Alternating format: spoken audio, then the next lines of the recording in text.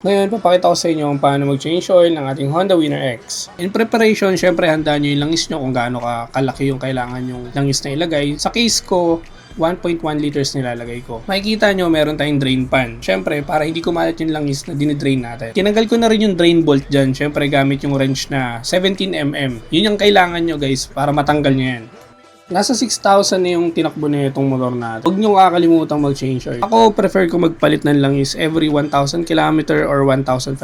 Pero most likely 1,000 km pa lang, nag-change oil na ako niyan. Bali sa part na to, hayaan muna natin siya tumulo ng tumulo. Tapos kapag ka medyo konti na lang yung tumutulo, pwede natin itabingin ng konti yung motor natin sa pagkaka-center stand para ma-drain pa natin yung mga medyo nakatagong langis dun sa motor.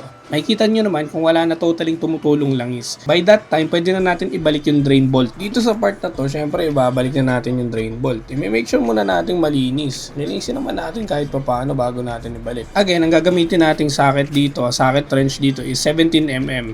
Yun ang sukat ng drain plug ng Winner X natin. Hindi ko alam sa ibang motor pero ang alam ko dito sa Winner X, 17mm. Tandaan nyo, okay? Shell Advance Long Ride nga pala yung ginamit nating langis para dito sa pag-change oil natin ngayon. Syempre, pati yung imbudo, lilinisin muna natin. Syempre, mamaya may mga particles na sumama dun kapag naglagay na tayo ng langis. Make sure natin na malinis yung imbudo. Dito makikita nyo, tinanggal ko na yung dipstick. Ang ginamit ko dyan, syempre, wrench lang din. Mas madali kasi maghigpit tsaka magkabit gamit yung wrench. Huwag nyo nga hayaang maluwang yung dipstick nyo, guys. Kasi malaki ang chance na kapag maluwang yung dipstick nyo, sa vibration, aalog at aalog yan. Ngayon, kapag yun natanggal or medyo umangat lang, tatalsik yung mga langis ninyo. So, hindi nyo gustong mangyari sa motor nyo yun. Dito, sa part na to, makikita nyo, ginamit na natin yung embutido, yung embudo para mailagay natin yung langis natin. Shoutout nga pala sa Shell, ha? Shell, baka naman. Bali yun, uubusin na natin ngayon yung 1 litro dito ng Shell Advance. Bali, hindi ko na ipapakita yung pagdagdag ko kasi 1.1 nga ilalagay ko, diba? Bakit hindi ko ipapakita? Kasi tinatamad na ako. Okay na yan, at least nakita nyo kung paano maglagay ng langis, okay? Ngayon, pagkatapos, medyo ikot-ikot nyo lang yung embudo para mahulog lahat ng natitirang langis dun sa angulo na hindi siya sumushoot. Napaka-importante nito guys, mawalang galang na linisin nyo yung dipstick nyo bago nyo ipasok kasi hindi nyo alam mamaya may buhangin yan. Yung buhangin nahalo yan dun sa loob, diba? So magkakaproblema yung makina nyo in the future, hindi agad-agad. Okay? Tandaan nyo yan guys. Sana nagustuhan nyo yung video. Paki-like na lang and share. Kung hindi man, okay lang din.